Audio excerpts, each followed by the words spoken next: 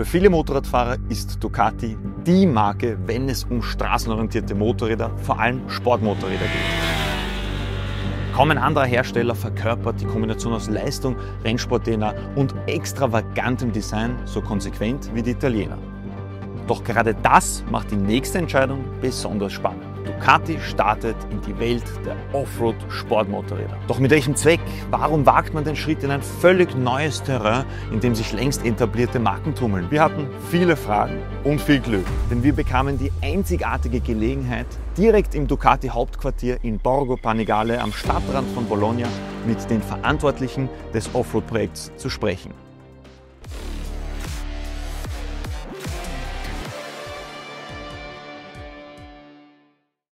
I'm Davide Perni, 49 years old, engineer from Bologna. In Ducati I have the responsibility regarding the whole off-road project in terms of R&D and racing, in terms of technical development. The first idea was around 2012-2013. At that time, Ducati was bought by Volkswagen Group. We start a very good collaboration with them. We improve a lot also our approach on the product.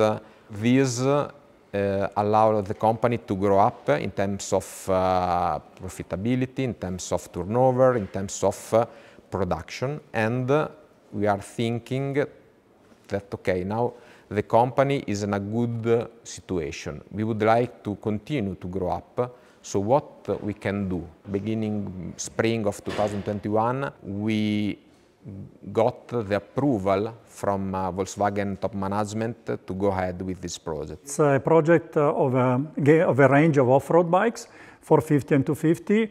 But we decided to start with the 450 motocross because it's a little bit in Ducati's tradition to start with the high-end model as we do with Panigale V4 and then eventually come up with with Panigale is the V2 and with Ducati will be the 250. Then obviously we will have also Enduro-Version and a Supermoto version coming at a later stage. I was in the meantime a bit surprised because after many years finally they tell us, okay, go.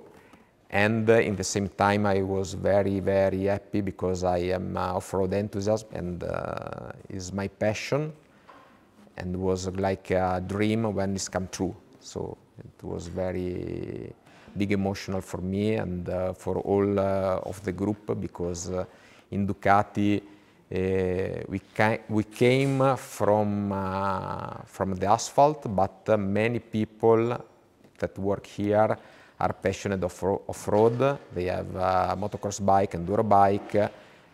We go in the weekend to have some riding all together. So it's many passionate people and with experience on this field. We were very excited to enter in this new field because we feel that this segment has some communality with our spirit. We are a company that is very competition-oriented and of course off-road, cross, enduro is a field that we feel similar to our spirit. But of course we are also worried and aware that we need some competence, some specific competence and to increase the knowledge on this field. Basically the off-road was something in the beginning was, we think it was too far to our product but also to our comfort zone, let me say, because we know very well the super bike and super sport segment, the naked with a monster and other segment like the dual of multistrada, so the hypermotard. This is, let me say, our, we can define comfort zone because we have many years of experience in the product. We develop a very good product, so for that we are quite confident to make a very good bike. The off-road is quite a new, quite different, a lot different product, but the core is the same. So very close to the racing, And also the performance of the bike should be at the top level, because every race you need to fight with your competitor. So it's very close to our philosophy. Es sind also Leidenschaft und Gelegenheit, die Ducati in den Dreck treiben. Aber warum beginnt man dann ausgerechnet mit Motocross? MXGP in the world and Supercross, Motocross in the United States are the biggest in terms of audience, and the riders there, they are obviously quite well known. And I'm sorry to say, unfortunately, the enduro guys are very strong, but they are not as popular to be a kind of brand ambassador for a new brand like Ducati coming into this in this field. Ducati, you know, is a company where the racing is a very important of its history. In the recent history of Ducati, we started to make race with Superbike since the 1988, more or less. Most recently, if it's already more than 20 years, also in MotoGP. We believe that the best way to develop a racing bike is to make the development in the race. Motocross bikes are racing bikes. They are not homologated for street use, so the clients and the fans that are using this bike, they use them on motocross tracks. So racing is really linked to the product. It's not a product you buy if you're not racing or at least enjoying an activity on a motocross track. We decided that racing was the key to promote this new model, and this is why last year we decided to participate in the Italian Motocross Championship with the bike which is here, and it was a full prototype at that time, but basically it was a prototype with the same configuration of a production bike. So it was also decided, thanks to the guidance of our CEO, Claudio Domenicali, who said, you know, let's go racing. We're gonna see, maybe we have some issues or problems, but for sure the pressure you put on the team on racing is extreme, so we will possibly develop an even better product. Unexpectedly, I would say, we won the championship because at the beginning we didn't know exactly where we would stay, and we also took part into wildcards in MXGP just to see a little bit where we would stand in terms of competitiveness at the world level. Tony Cairoli, der vielleicht hellste Stern am italienischen Motocross-Himmel, 9-facher Motocross-Weltmeister, wird Teil des Teams und der Entwicklung der Ducati Offroad-Motorräder. It was no surprise for me because I'm the guy who started talking to Antonio. Not because I want to take the credit, but because it is a fact. To the surprise of many people, actually he decided to join the project. But knowing Tony, for him a new challenge, working for an Italian brand, being able to help Ducati to succeed was a big motivation for him. He still likes to ride a lot. I think it was just the right time for him and for us to join forces, and for sure is the best brand ambassador we could have hoped for. And this was the key, because since the beginning we understood that in order to develop a racing bike, we need to make this development and get this experience directly on the racetrack. It was the first time for us to develop a bike under the eyes of all the people, but was good. Doch wie ging man bei Ducati die Entwicklung eines völlig neuen Motorrads in einem bislang unbekannten Bereich überhaupt an? There was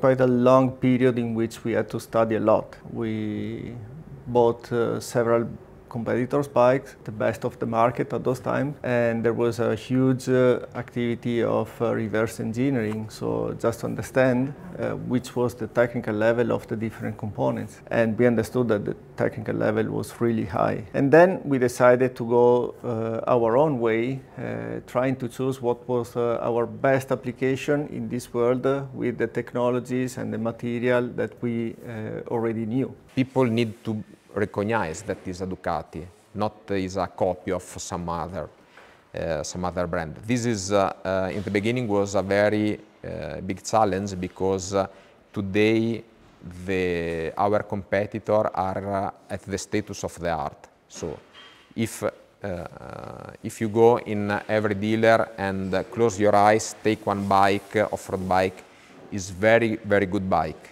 It's a very competitive bike. So it's not easy to make something better. We understood that it is very important to reach a maximum peak of power, but it is crucial to have a very linear, progressive torque delivery. If we speak about MXGP or Supercross in the US, okay, they are, let me say, like an alien that is coming from the moon. But for a normal rider, or also rider that use the bike in national championship, the limit today is not the bike, is the rider. This was for us very interesting to understand, and we worked a lot on this in order to get this linear and progressive curve.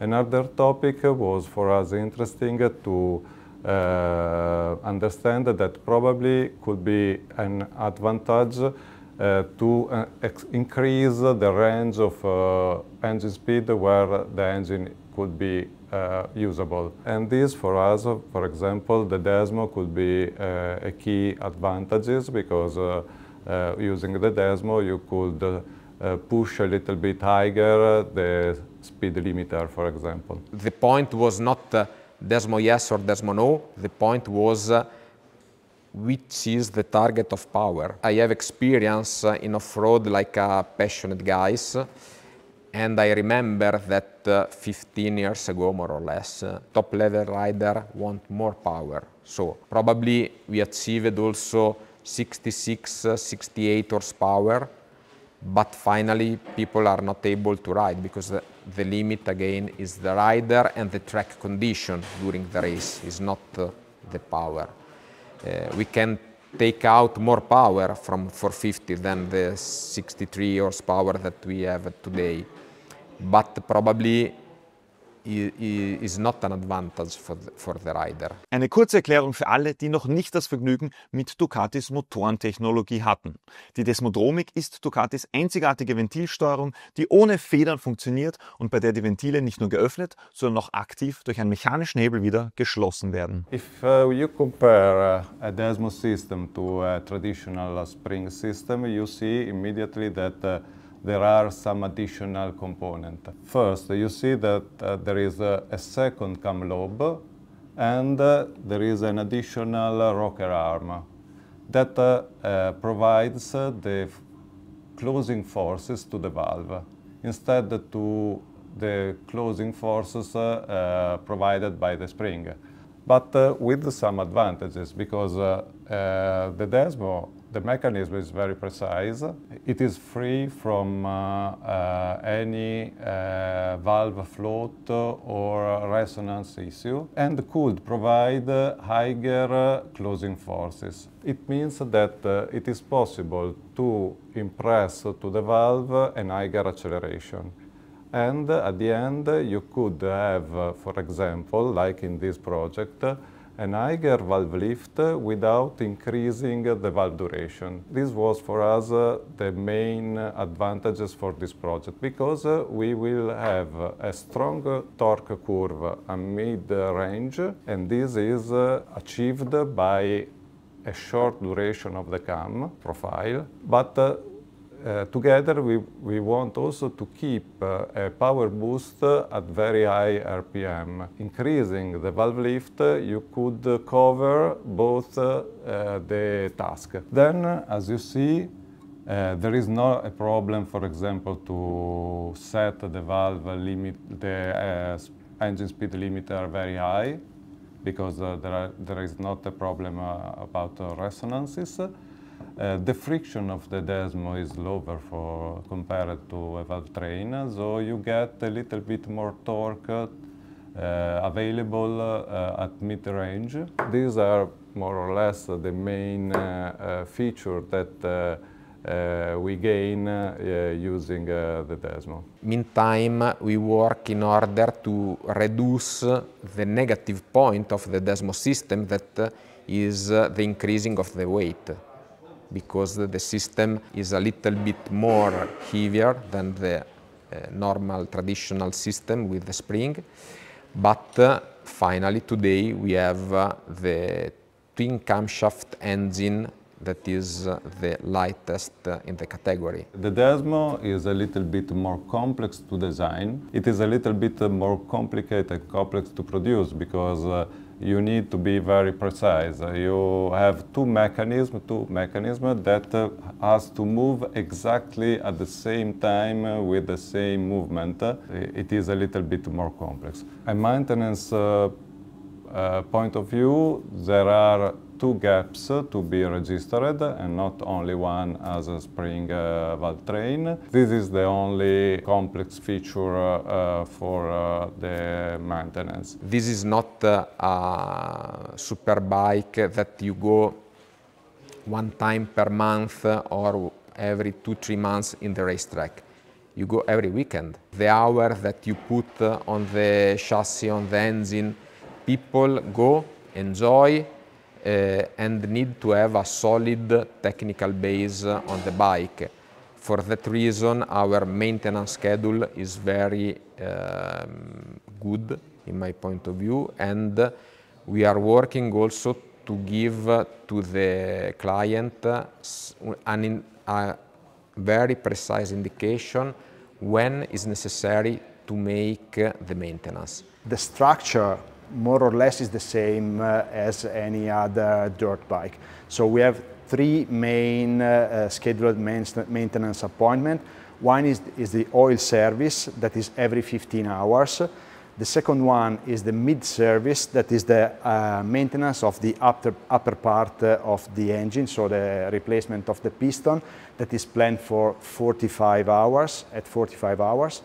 And the third step is the full maintenance of the engine, so the replacement of the connecting rod and so on, that is planned at 90 hours. Some guys like me are very slow, some other are very fast. The same amount of hour of usage made by two different riders in different track conditions create a very different level of stress on the engine and the chassis. Luckily, in the past, in MotoGP and Superbike, we developed technology and some algorithm in order to evaluate the stress on the engine, because you know, in MotoGP you have only 6 engines per year. You need to manage the life of this engine in a very good way. In this bike we don't have a dashboard. We have thought a way in which the rider can interact and connect with the bike.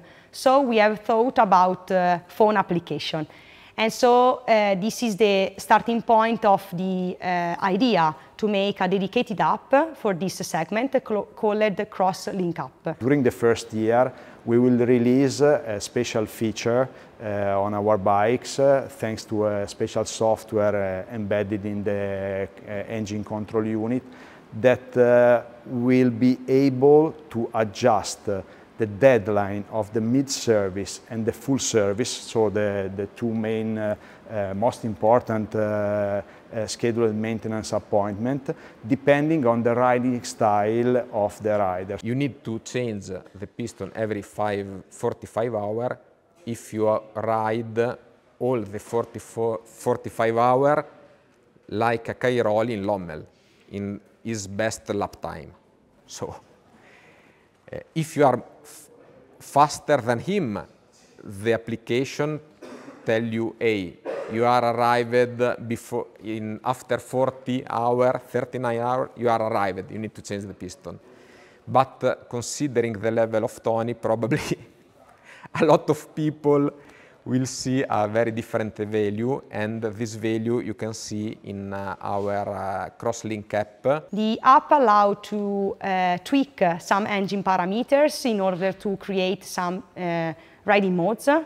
The riding modes can be composed by different parameters, as throttle response, engine brake, launch control, and traction control. Then you can have also information about some real-time data of the bike, temperature, pressure, but also the error or warning on, in case we have some. And finally, we have also a page in which the riders can have suggestions in how the suspension should be tweaked. So you can put your weight, your expertise again and also the track, and we suggest you the Click for the suspension setup. Doch die neue Crosslink-App ist nicht das einzige Hightech-Feature in Ducatis Offroad-Technologien. The Desmo is for sure one of the main characteristics of the engine, because the engine speed of the engine is 11,900 RPM. That is somehow a benchmark in this field. And also the power delivery is super thanks to the Desmo. Then I think that all the other special characteristics are in the electronic system and in the frame, and all the features that we introduced on this bike, like the quick shifter and mainly the traction control, that together with the engine will give a super crazy experience to the rider. The traction control we have developed, called Ducati Traction Control, is a real new strategy based on inertial measurement and also vehicle information, dynamic measurement information, and also engine data that arrive from the engine control unit that can detect the real spin of the rear wheel. If we compare our Ducati traction control to the other traction available in this segment, we cannot say that the other one are a real traction control strategy, because they just check very fast variation of the engine response, engine TPS, and just act checking this really fast variation. In our case, we really measure and detect the slip and also the jump. And so in our case, we can work really when it is needed. We have tested a lot our control in different tracks and in with different riders, pro and amateur, and we have demonstrated objectively that the lap time is lower than without our system.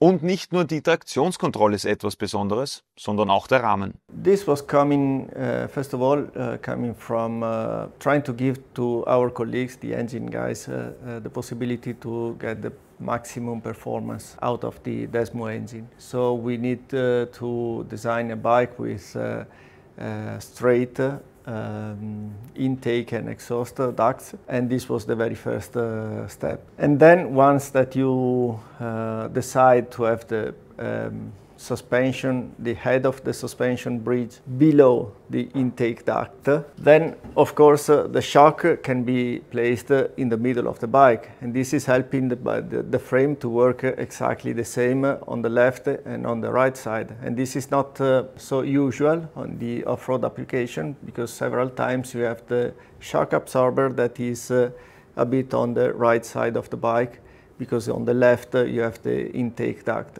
So in this case, the frame and the structure is not symmetrical, so the loads goes in a different way on the left side or on the right side of the frame. So this was helping us to have a very lean and efficient structure, because if you can make the two sides of the frame to work together, they can be a bit thinner and lighter than if you have only one of them working by itself. The rider is the most important part in the off-road world. You have to do something that gives the best confidence in every single condition to the rider. And this means that you have to work a lot on the frame, on the suspension, and with all the components of the vehicle in order to achieve the best, probably not the best performance in the single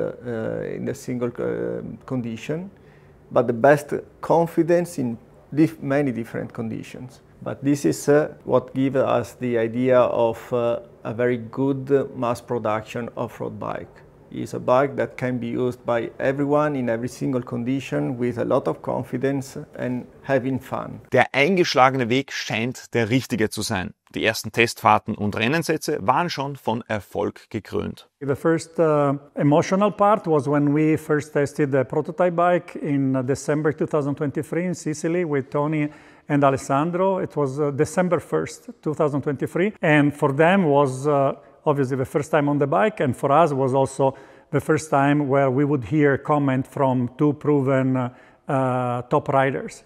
So we were a little bit like, okay, hopefully it's good. And they were both very surprised about the level of the bike. So it was, I would say, the first part which was very, very good. And obviously also winning at the debut when we had basically a very standard bike, also suspension-wise, last year with Alessandro, the first race in Mantova in the Italian Championship, we also won. So it was just like maybe a good sign that the project was going in the right direction. But as we are experienced with racing, we know nothing comes easy, especially when you are new into a world where the other manufacturer and the other teams have been there for many, many years, for decades. So for sure, we knew that we will have some good times and bad times, and this is part of racing. I get the video from Paolo and Davide Perni. I was here in my office and I was very happy because this video provided us a very boost of enthusiasm and so on. It was for us like a victory, let me say, because it is not normal that the first contact with a new bike from a very professional rider is so good. I think the bike overall has improved a lot. We're still learning how to use and set up the bike with factory Showa material. Obviously, it's an area where I think we still need to work. Engine-wise, I think we're quite happy. The engine is strong. And we will assess a little bit the situation in the middle of July, where we are in terms of competitiveness for Supercross. It's a very different discipline from motocross. And based on that, we will decide when we go racing. If you think about those years of development, I think that the day in which for example, Lupino or Meo has tested our controller and they said, okay guys, this is really a revolution and this is the way we need to follow to differentiate our bike to the others. So I think that this was the message that impressed me a lot and give me the power to go on. Yeah. Die Power weiterzumachen ist also vorhanden, aber nicht nur weiterzumachen mit dem Motocross-Projekt, sondern mit einer ganzen Reihe zukünftiger Offroad-Modelle. We would like next year, in our plan, we would like to arrive in the market and offer Enduro-Version 450 and also our new baby Motocross 250 that is now under development. We are with Alessandro Lupino, we are racing the Italian Motocross Championship to develop the bike. We have the same method, that is the time. The time is tell you the truth where you are. But in order to achieve the best performance on the 250, obviously the level of, speaking about engine, the power make the difference respect to the 450.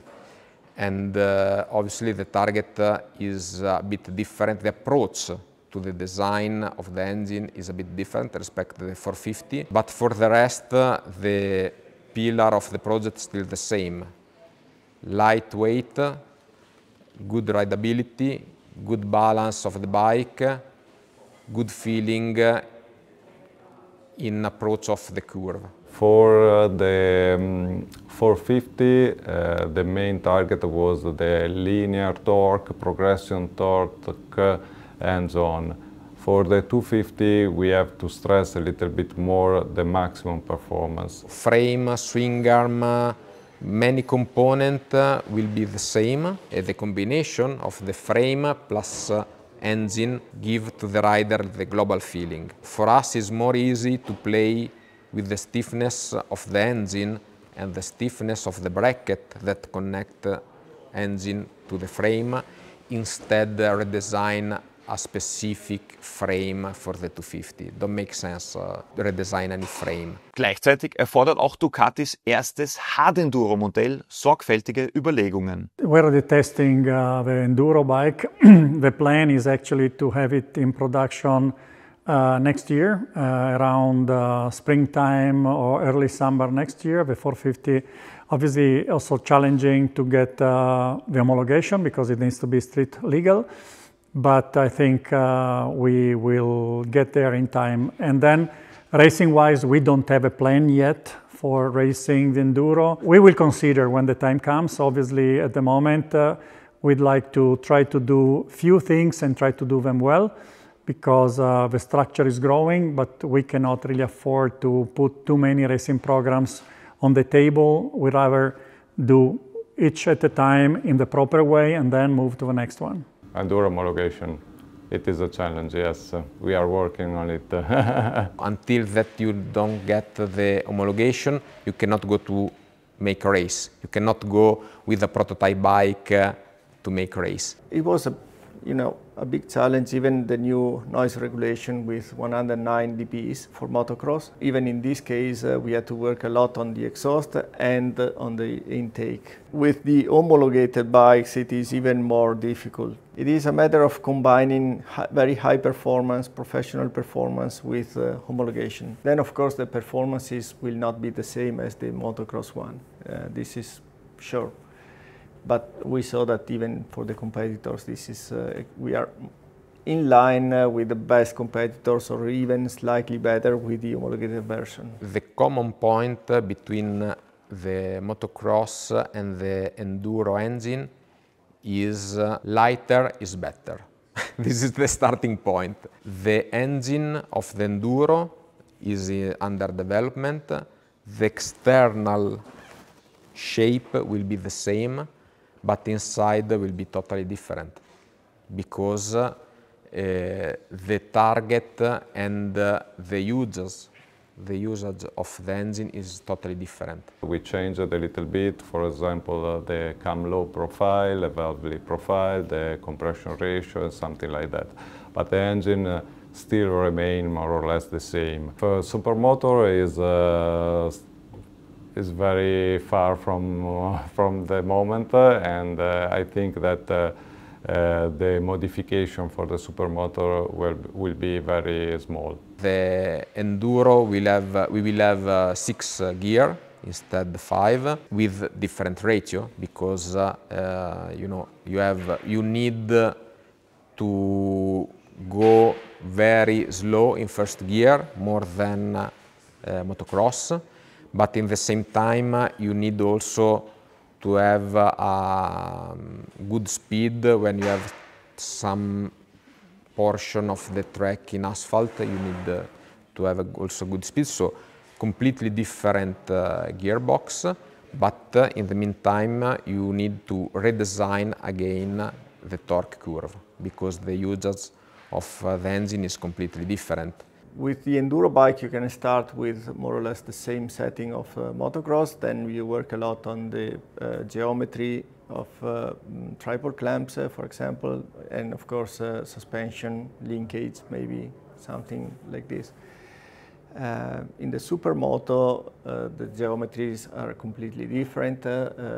Rims, tires, everything is different. So for sure there will be something more to change. But we want to start with exactly the same structure, and then we will learn a bit if anything is needed for the single application. The target is to change as less as possible. The challenge for enduro bike is to create a bike very good for Enduro GP, but very good for the amateur rider, because we will sell to amateur rider, not to Enduro GP rider. Egal ob Amateur oder Profi, Ducati hat große Hoffnungen und ehrgeizige Ziele für den gesamten Offroad-Bereich. Das Team blickt optimistisch in die Zukunft, versucht dabei aber stets realistisch zu bleiben. No one is asking us to win the championship the first day. It is a long process and we have to go step by step. It is a matter of doing things at our best, trying to sell a mature bike with a good development behind it, and try to give to the clients something that they can enjoy and can have fun, and show them that we can have a very good performance, and then we will go step by step. We have whatever it takes to get there. It's a question of how long it will take And also, obviously, then to be completely transparent and honest, sometimes the level of salaries of top US riders is quite significant. We need to combine the success of sales of this bike with what we can afford in terms of racing. For the moment, we have a 450. Next year, sometimes around this time, we should have a 250 motocross and a 450 enduro. But before there is, let's say, a range of models available at our dealers, it will take some time. So, you know, the steps need to be taken correctly. It's not an easy environment around, you know, the world is not an easier place to live at the moment. The economy is not in the best conditions. Some of our other manufacturers, they have gone through some difficult times, which is not helping anyone. So I would say we need to do, as we say in Italy, the steps as long as our legs, not to make them too long. For me, motocross bike is too much. I'm not a good rider, so I prefer enduro. And a very perfect bike for me is a 250 Ducati engine for enduro. This is will be my favorite bike, in my opinion. We are looking every weekend, we are looking about the results of our team, of our riders. It will be interesting to see the whole model range, to see the overall performance of the whole model range. And it is a matter of see what will be the performance both on the market and on the racetrack as well. So it is a big fascinating adventure in front of us. Und die Zeit wird zeigen, wie dieses Abenteuer für Ducati ausgeht. Wird es der Marke gelingen, den Dreck auf und abseits der Strecke zu erobern? Ihr Zugang zur Offroad-Welt ist jedenfalls einzigartig und wird dem Markt neue Ideen und frischen Wind bringen, wovon am Ende wir alle profitieren. Und wir hoffen, dass ihr auch von diesem tiefen Einblick hinter die Kulissen bei Ducati profitiert habt. Wenn ja, dann schenkt uns einen Daumen hoch und schreibt uns eure Meinung gern unten in die Kommentare. Wie gespannt seid ihr auf Ducati Offroad-Bikes? Ein großes Dankeschön auch an alle bei Ducati, die sich die Zeit genommen haben und natürlich an euch, werte Zuschauer, fürs Dabeisein. Abonniert den Kanal für tägliche Motorradinhalte und immer oben sitzen bleiben. Bis bald, pfiat euch und Baba.